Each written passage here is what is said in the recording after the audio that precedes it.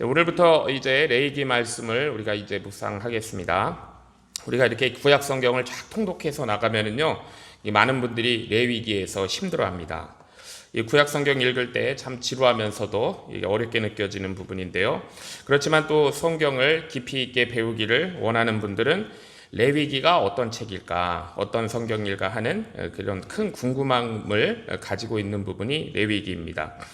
레위기에 대해서 간단히 말씀드리면은 이스라엘 백성들이 하나님께 드렸던 제사에 대한 방법, 이 제사에 대한 방법을 말씀하고 있는 책이 레위기다라고 간단히 말씀드릴 수 있겠습니다. 오늘은 이제 번제에 대한 말씀인데요. 이스라엘 백성들이 이 시내산에서 하나님을 경험했잖아요. 그러니까 이 시내산에서 보았던 하나님은 너무나 무시무시한 그런 능력의 하나님이었습니다. 이스라엘 백성들이 시내산에서 하나님을 만나려고 했을 때 하나님은 이 온 시내산 전체를 불붙게 하는 이 불이신 하나님이셨어요. 이때 이스라엘 백성들은 자기들이 하나님을 만나면 불에 타 죽을 걸 두려워가지고 자기들은 하나님을 만나지 않으려고 했습니다. 대신 이스라엘 백성들은 모세를 보냈는데 모세도 40일 동안 거기서 내려오지 않으니까 불에 타 죽었구나라고 이렇게 생각을 했던 것이죠. 자, 그러나 이스라엘 백성들이 보았던 모습은 진짜 하나님의 그런 모습, 능력에 비하면은 수백만 분의 1도 되지 않는 그런 것을 본 것이죠. 우리 하나님께서는 온 천지를 지으신 분이시고 하나님께서는 태양과 온 우주의 모든 에너지를 창조하신 분이세요. 그러니까 만일 우리들이 그 태양에만 가까이 간다고 해도 한 사람도 살아남을 수도 없고 다 재가 되어버리고 말 겁니다. 우리 하나님은요, 엄청난 에너지를 가지시고 엄청난 열을 가지신 분이시며 어마어마한 힘과 능력을 가지신 분이세요. 자, 과연 그런 하나님과 우리 인간 사이에 어떤 관계를 맺는다는 것이 가능한 것인가? 사실 하나님과 인간의 차이는 말할 수 없이 너무나도 크기 때문에 이런 하나님과 관계를 가진다는 것은 사실 우리로서는 불가능한 일입니다. 하나님과 우리 사이에 아무 관계가 차라리 없는 것이 하나님께도 편하고 우리에게도 편하죠. 자, 그런데 하나님께서 우리를 사랑하길 원하셨고 하나님의 능력을 우리에게 주시기를 원하시는 거예요. 그래서 하나님께서 우리 인간을 만나려고 하시는 이유는 뭐냐면 그냥 단순히 우리를 잘해주시기 위해서 만나는 게 아닙니다. 하나님 자신을 우리에게 주시기를 원하시는 거예요. 그러니까 만일 하나님의 그 엄청난 능력과 그 하나님의 에너지를 우리에게 주실 때 우리가 그걸 감당할 수 있다 그러면 우리에게도 엄청난 능력이 되겠죠. 그렇지만 우리가 그것을 감당하지 못한다 그러면 이것이 마치 오늘날 핵폭탄이 터지는 것처럼 우리 인간들은 다 타서 죽게 될 거예요. 우리 하나님은 불이신 하나님이십니다. 자, 이스라엘 백성들이 또 애굽에서 만났던 하나님은요, 목격했던 하나님은 너무나 무서운 재앙 그 자체였어요. 하나님의 말씀 한마디에 이 나일 강물이 다 피가 되기도 했고 엄청난 개구리 떼와 이 메뚜기 떼가 나타나기도 했고 하늘이 어둠 가운데 캄캄해졌고 불우박이 내리기도 했고 또 마지막에는 심지어 장자가 다 죽는 그런 재앙을 당하기도 했잖아요. 자, 그런데 이 정말로 무서운 하나님의 능력이 이스라엘 백성들에게는 오히려 그것이 빛이었어요. 그것이 홍해를 가르는 능력으로 그들에게 나타났고 반석을 쳐서 생수가 터져 나오는 그런 축복이었습니다. 자, 이렇게 우리가 하나님을 만난다고 하는 것이요, 단순히 우리가 피조물로서 이렇게 창조주이신 그 하나님을 이렇게 만나는 의미를 넘어가지고 하나님의 능력을 우리에게 축복으로 주시는 거예요. 이것이 하나님을 만나는 것입니다. 그러므로 우리 인간들이 하나님을 제대로 만나기만 한다면, 바르게 만나기만 한다면 내 자신을 찾을 뿐만 아니라 하나님의 능력이 나의 능력이 되는 거예요. 하나님께서 우리 인간들이 하나님께 나아갈 수 있도록 허락하신 합법적인 방법은 이 구약시대 때 오직 제사뿐이었습니다. 이 제사를 통해서만 하나님께 나아갈 수 있는 거예요.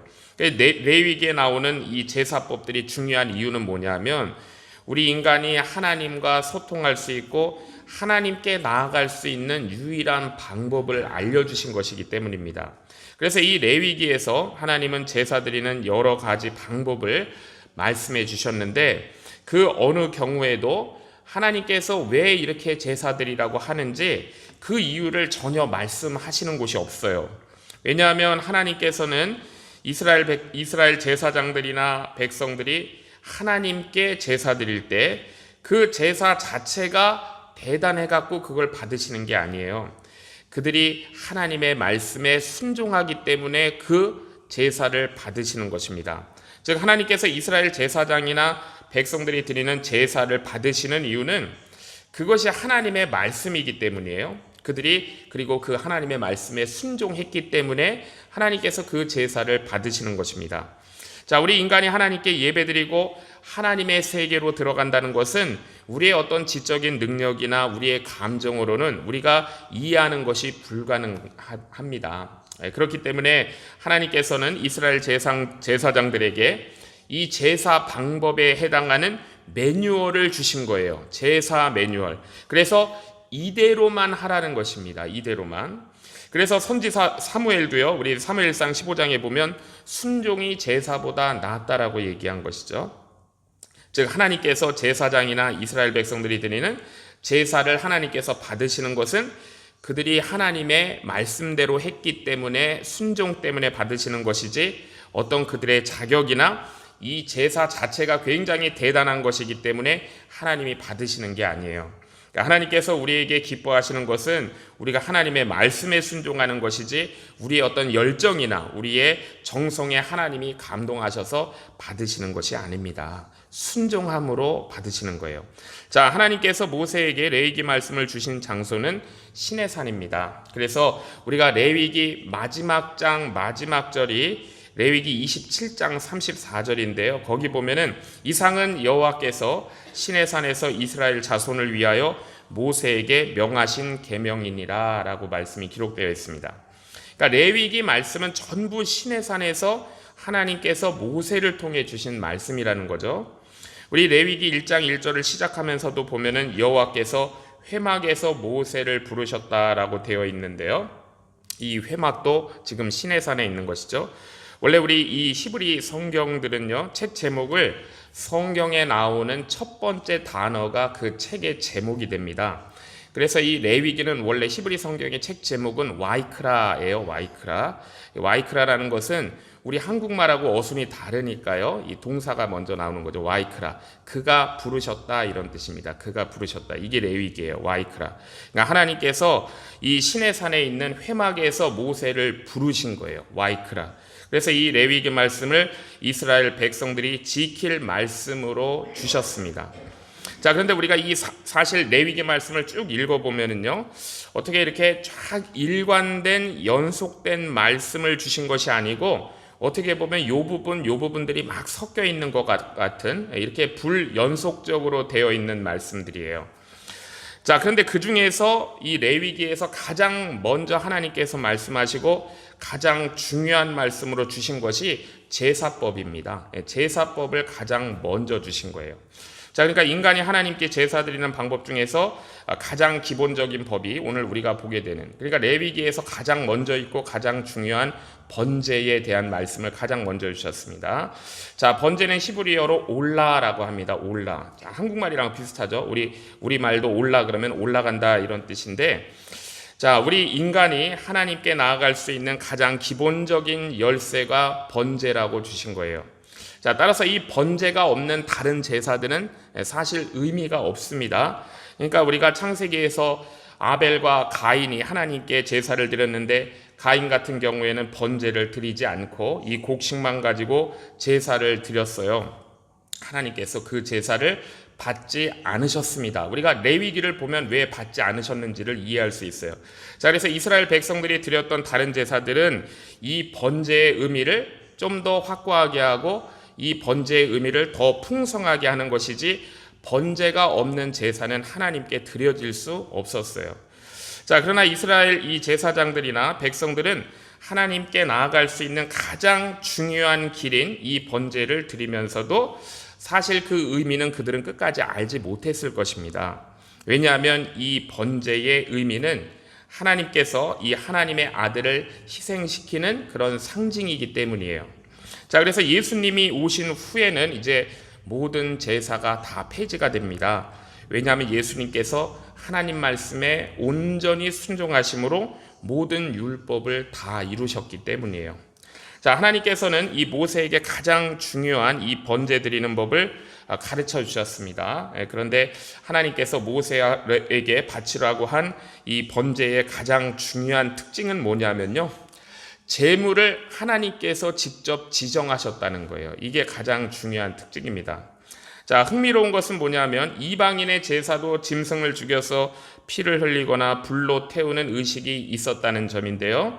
자, 이것은 어떻게 보면 모든 인간의 마음속에 제사에 대한 본능이 심겨져 있다라는 것을 우리가 알 수 있습니다. 자, 그러나 이방인들의 제사는요, 신을 아주 잔인하고 그런 몰인격적인 그런 존재로 취급을 해요.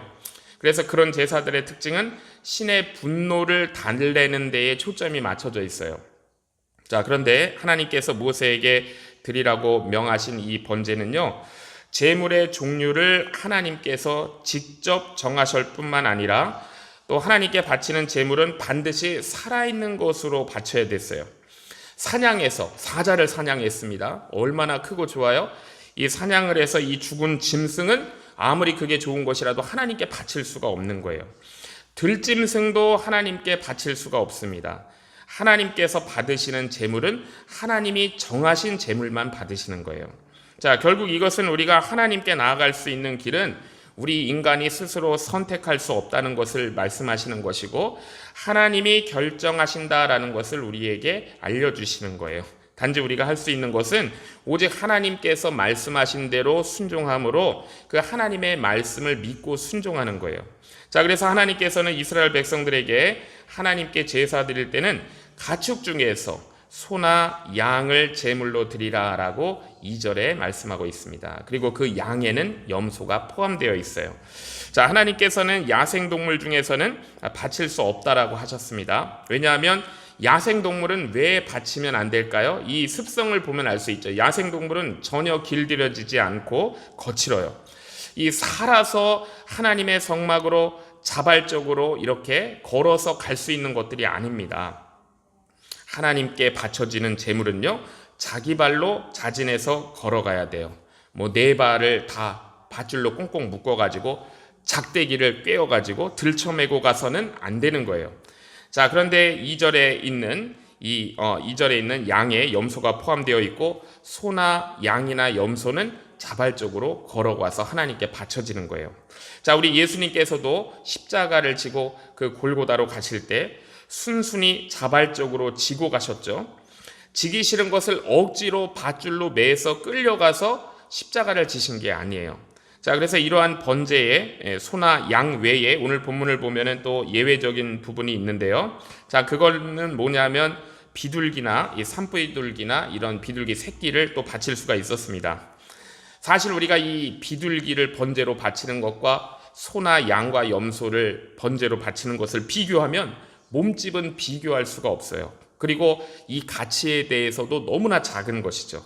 자, 그런데 이 비둘기의 번제가 허용된 것은요, 누구를 위해서 허용된 것이냐면 오직 가난한 자를 위해서만 허용된 거예요.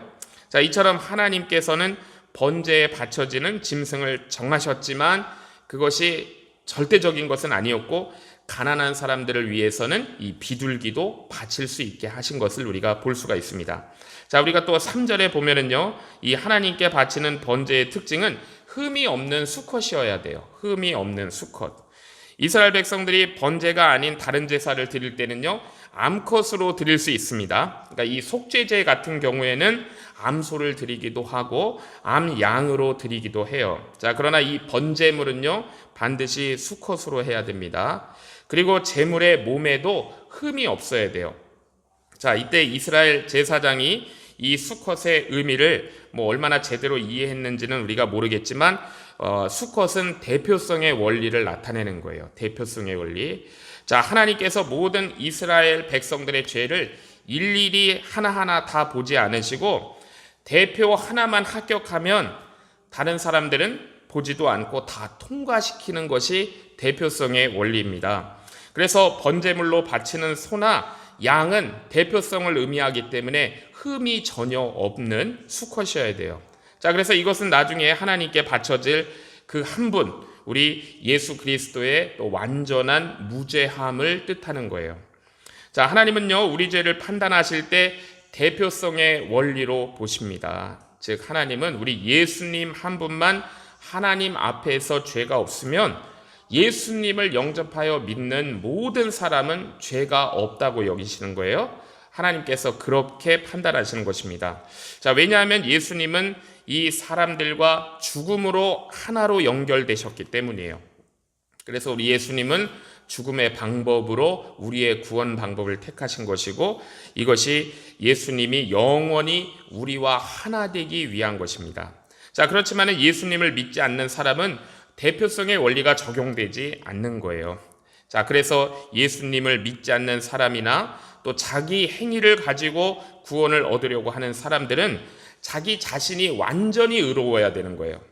자, 그런데 우리가 하나님 앞에서 의롭다라는 것은요, 우리가 단지 이 세상에서 다른 사람들로부터 비난을 받지 않는 정도, 사회법을 어기지 않는 정도라는 것이 아니고요.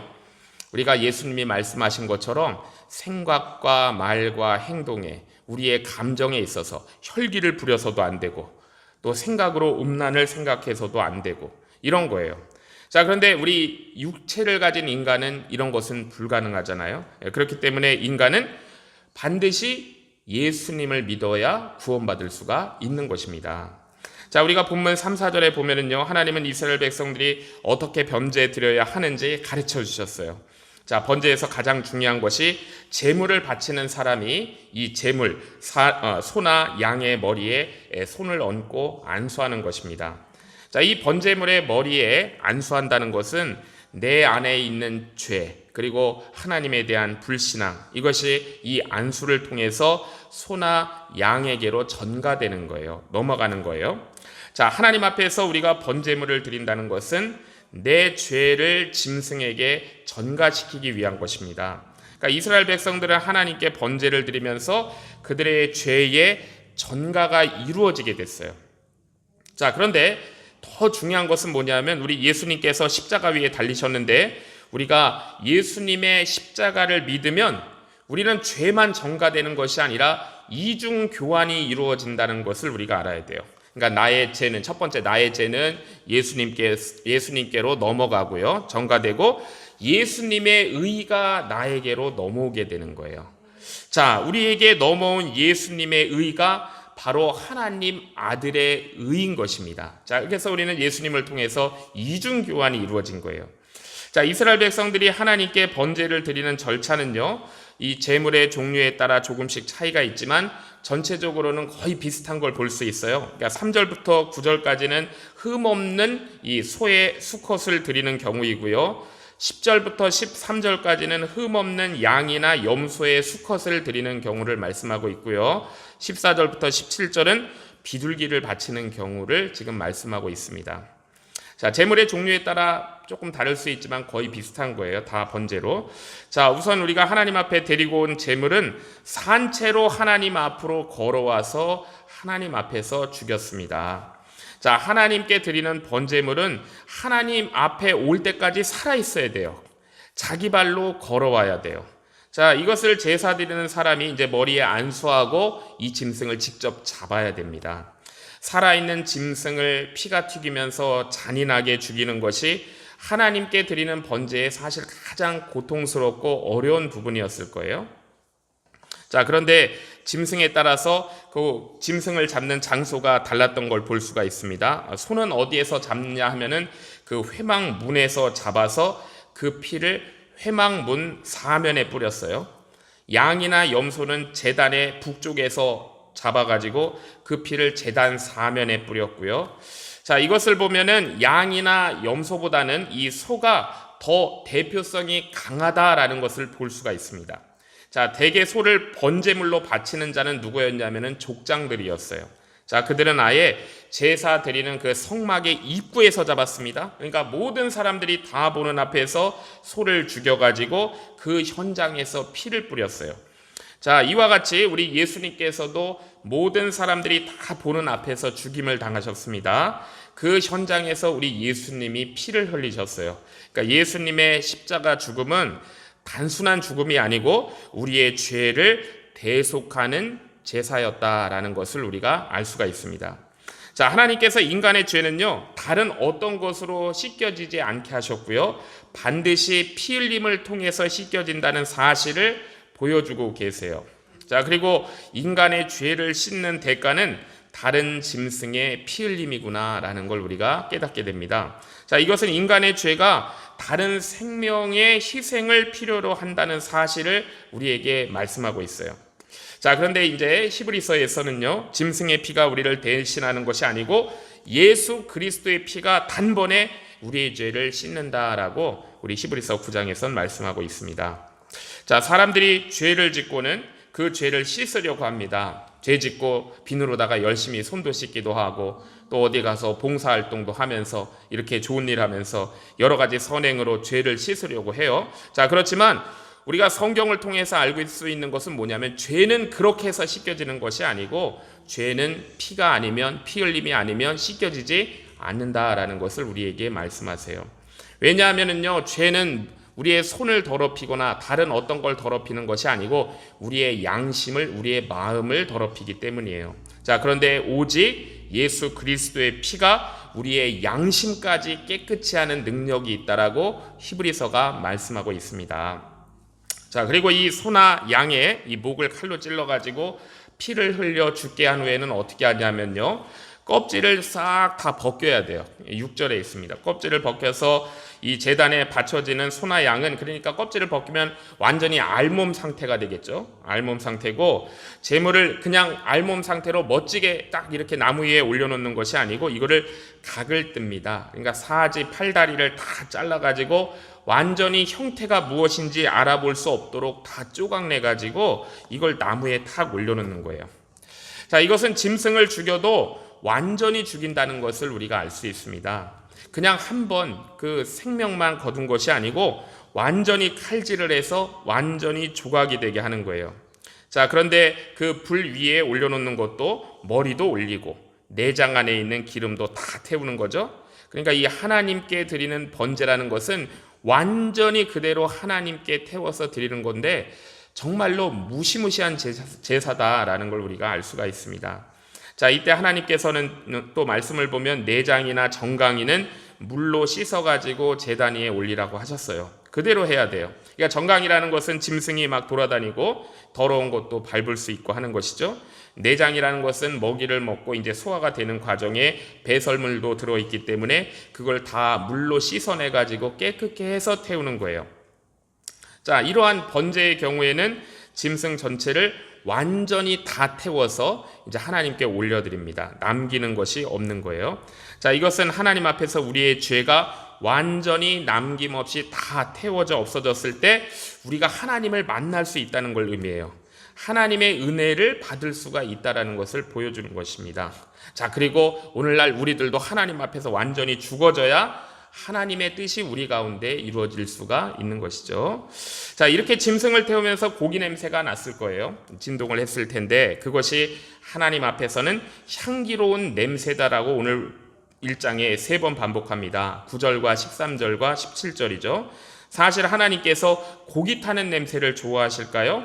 그게 아니죠. 하나님은 이스라엘 백성들이 하나님의 말씀에 순종해서 그대로 행한 것을 하나님이 기뻐하시고 좋아하시는 거예요.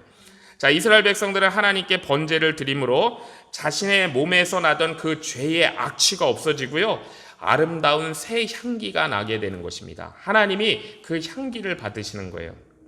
자, 우리가 이제 사람들하고 얘기할 때 어떤 사람은 입에서 지독한 냄새가 나요.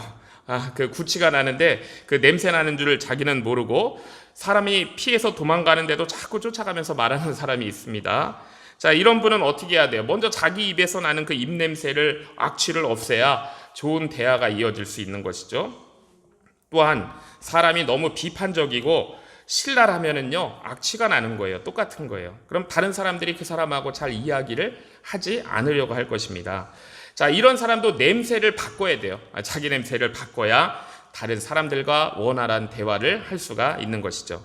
자, 이렇게 번제는 소나 양이나 염소를 잡는 장소, 피 뿌리는 장소 요것만 다르고 절차는 전부 다 똑같아요.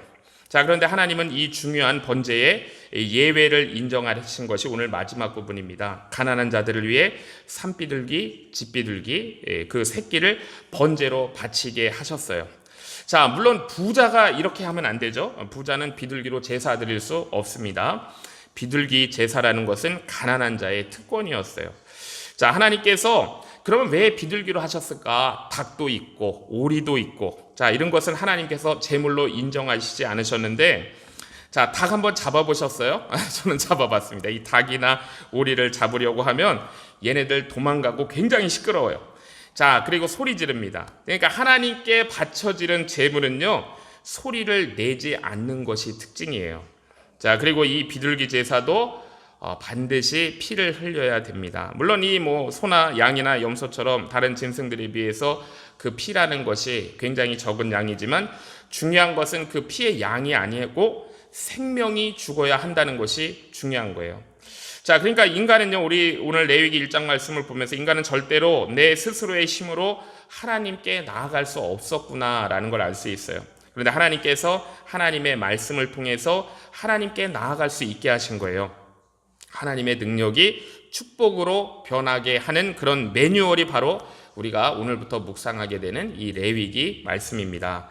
자, 하나님은 지금도 하나님 자신을 우리에게 주시기를 원하세요. 그래서 독생자를 우리에게 주셨습니다. 그리고 우리들이 어떻게 하나님을 믿기를 원하시냐면 예수님처럼 하나님을 믿기를 원하시는 거예요. 자, 우리 자신을 하나님 앞에 온전한 산제물로 바쳐가지고 하나님의 능력과 축복이 저와 성도님들의 삶 가운데 충만하시기를 주의 이름으로 축복합니다. 기도하겠습니다. 하나님 아버지, 오늘 레위기 말씀 통하여 거룩하신 하나님 앞에 우리가 어떻게 나아갈 수 있는지 깨닫게 하시니 감사합니다. 죄 많고 연약한 저희들이 감히 하나님 앞에 설 수 없지만 하나님께서 친히 길을 열어주셔서 또 오늘 말씀처럼 제사의 길을 열어주시고 마침내는 독생자 예수 그리스도를 통해 완전한 구원의 길을 열어주신 은혜를 감사드립니다. 번제의 제물이 우리의 죄를 대신 짊어지고 죽었던 것처럼 예수 그리스도께서 십자가에서 우리 죄를 대신 지시고